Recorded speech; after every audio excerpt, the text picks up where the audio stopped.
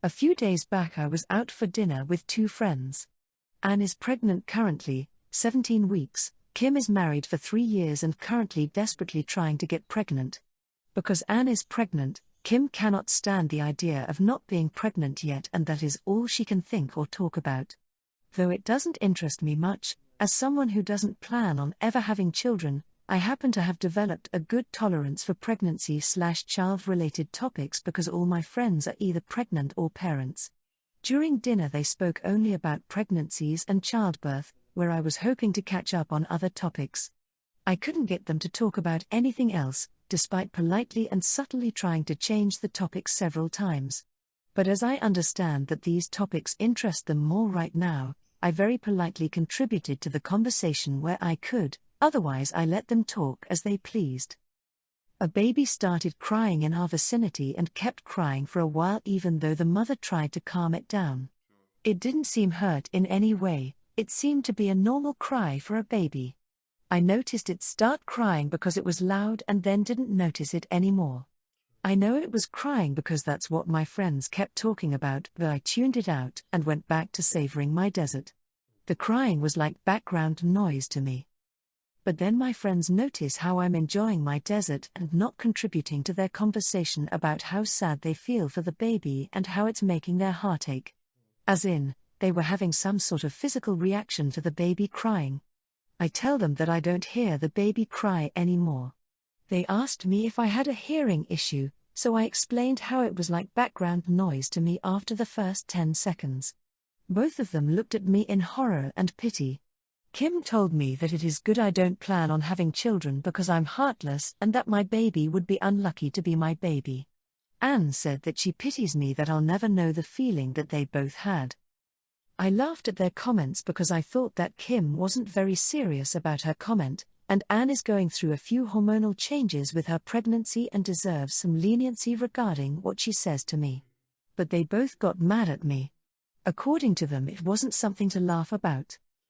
Neither of these comments bothered me at first, but after I posted about it yesterday, I received a lot of comments telling me that they are not good friends. I argued in their favor because of their difficult situations. They are emotionally having a tough time, but after what happened today, I'm not so sure anymore. Kim texted me today saying that I need to start showing a little more concern towards crying children if I am to spend time with her future children.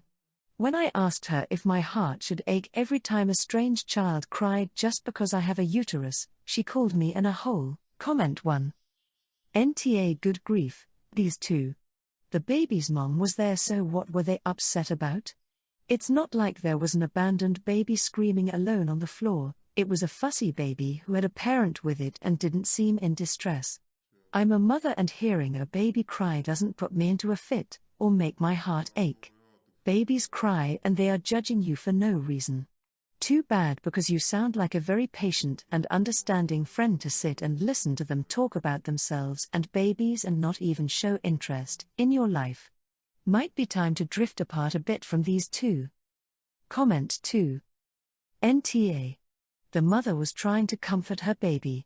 I'm sure she felt bad she couldn't get her baby to settle, and I doubt she wanted to be within earshot of two women discussing how sad they feel for the baby. You had the sensitive reaction to ignore the very normal sound of a baby crying. It's not like you were sitting there enjoying your dessert as a toddler was heading out the front door alone. Comment 3. If my baby started crying in a restaurant, I'd hope that people would be able to ignore it and continue their meals. If it became obvious that my baby was bothering people, I'd get up and try to soothe it outside. The last thing I'd want would be people feeling like they had to help me or give me pitying looks. My parents divorced when I, 18M, was 3 because my dad was having an affair with my stepmom. My mom and stepmom were work rivals and had a strong dislike for each other even before the affair. There has always been speculation that this is why my stepmom willingly became the other woman, because she disliked my mom. I was aware of this, and not because of my parents, but because of drama that would kick off with my dad's side of the family, and I was present for some of my dad's relatives' speculations about this. My parents did not get along after the affair, and tensions were high whenever my mom and stepmom were in the same room. My stepmom had 3 pregnancies that ended in miscarriage. The first 2 were, I guess, typical/normal miscarriages, but the third one caused my stepmom a lot of medical issues, and that led to her being infertile. So she and my dad never got to have a living child together. After the third miscarriage, my stepmom wanted me around because she wanted to feel like a parent, and she wanted to know she would still have me. She and my dad asked my mom if they could extend their time with me, and my mom laughed in her face and told her she didn't care what she had been through and she would not let me be used as a band-aid. My stepmom argued that she deserved compassion for what she was going through, and it would be good for me to get that little extra attention and love since I wasn't going to have siblings ever. My mom told her she'd never have compassion for her and didn't feel sorry for her at all. She told her she didn't deserve to be a mom after taking part in the end of my stability within my family. She did blame my dad too, but that has never been focused on as much by my dad and stepmom, or his family. After that, my mom and stepmom were never in the same place together. They had third parties take care of exchanges of me until I was old enough to hop out of a car and into the home I was returning to. Once they realized I knew details of what happened, my dad and stepmom were vocal about mom being cruel/hurtful to my stepmom, and that was why they weren't ever in the same room together. A few times I picked up on their desire for me to hate my mom for them, but I don't. I try to stay neutral, which my mom encourages, but if I have to pick, like with this, I'm #Team Mom all the way. I'm graduating from high school in a couple of months, and my dad and stepmom brought up that my stepmom doesn't feel like she should be around my mom and does not want to be there with my mom.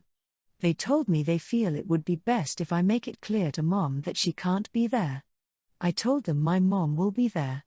Then my stepmom told me she can't be in the same room as her after what she did. So I said, just don't come. I told her I wasn't going to beg her to be there. I wanted my mom there and they weren't going to stop me. They asked me how I could say that knowing how mom treated my stepmom, and they asked me to be more compassionate. Comment 1.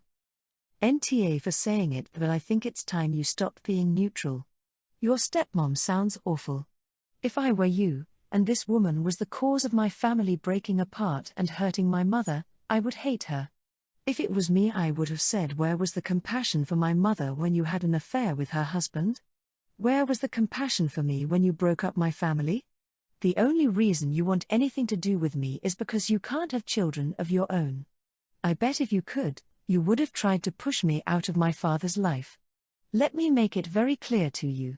You are not my mother, you will never be my mother, and if you keep trying to turn me against my mother, I will go North Carolina. Just because my father is blind to how toxic you are, doesn't mean I am. Comment 2. This I would add that you are now an adult and the court does not dictate your relationship with your father. Your mother will be at all your major adult milestones, whether they like it or not.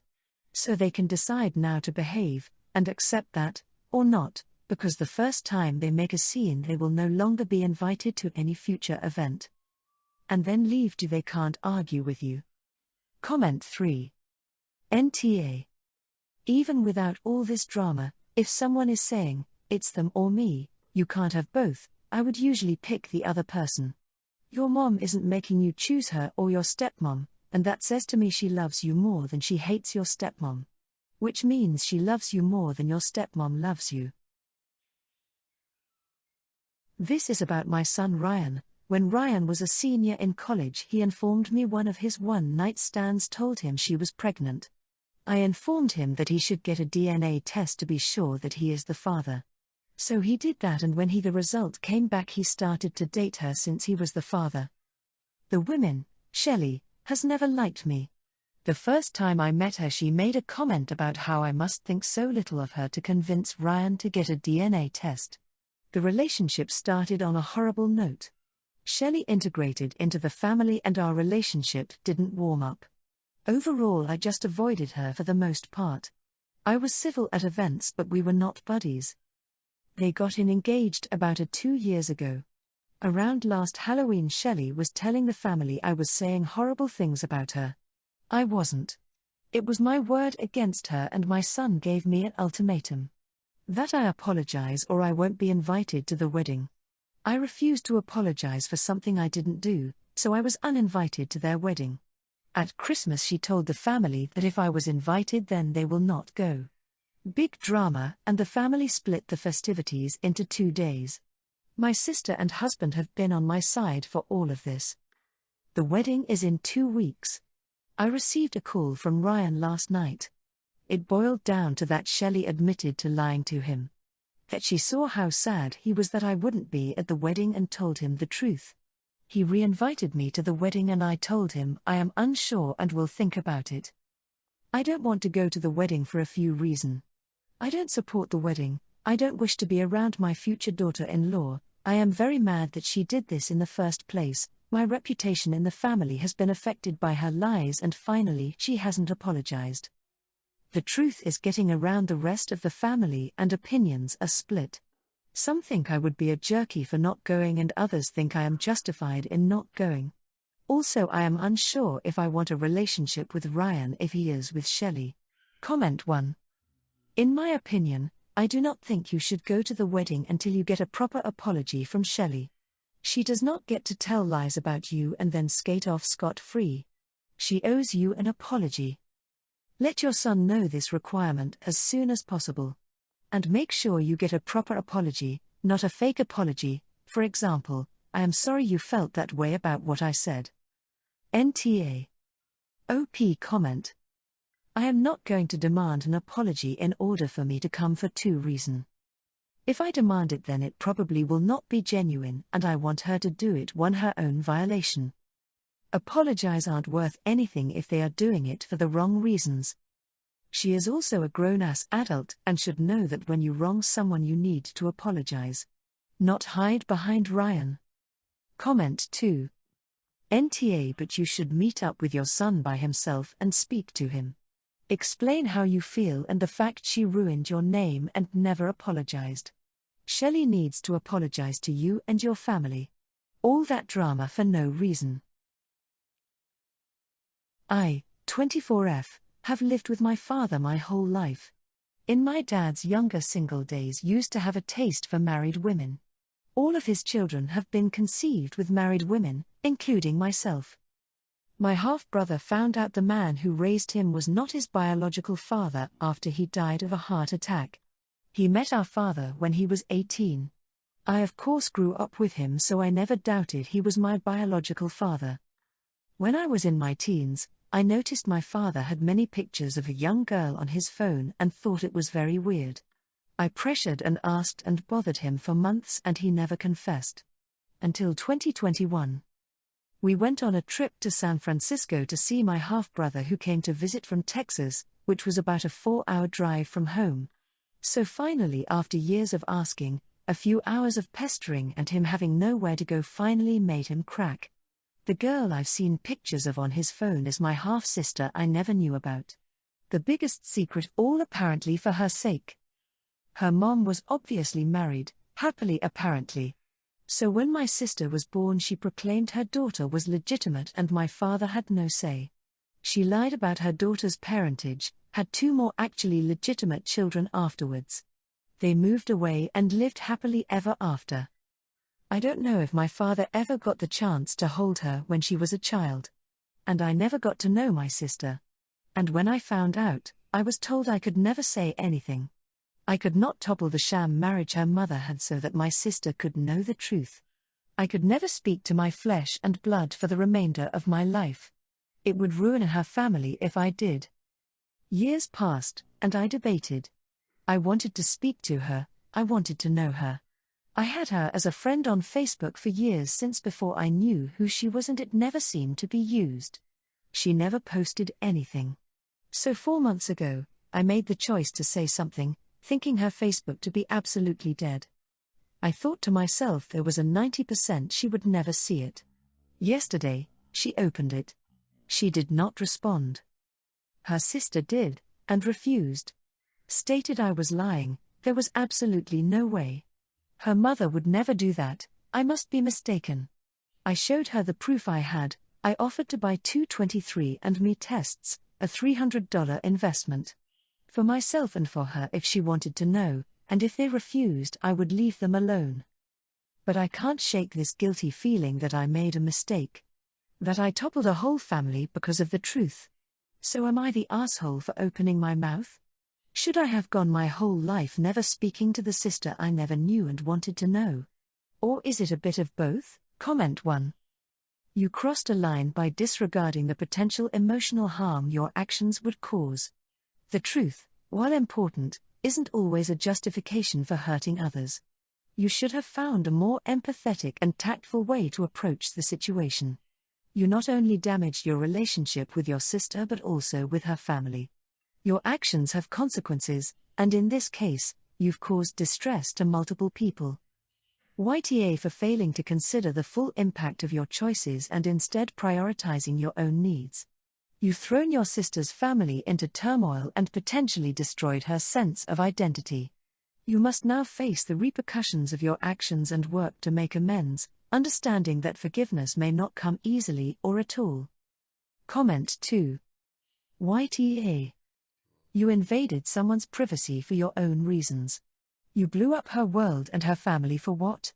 Because you want to know her. Maybe it will be okay, but you did not give her or her family a choice in this, or worse, you ignored their choice and steamrolled your own. Comment 3. YTA. You make your father sound like some hard-done-by saint. Poor guy, never even got to hold his child.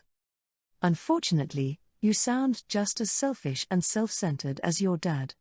You blow up someone's world for your own selfish purposes. You might get the chance to meet another sibling yet. With a man like your father, they could start coming out of the woodwork.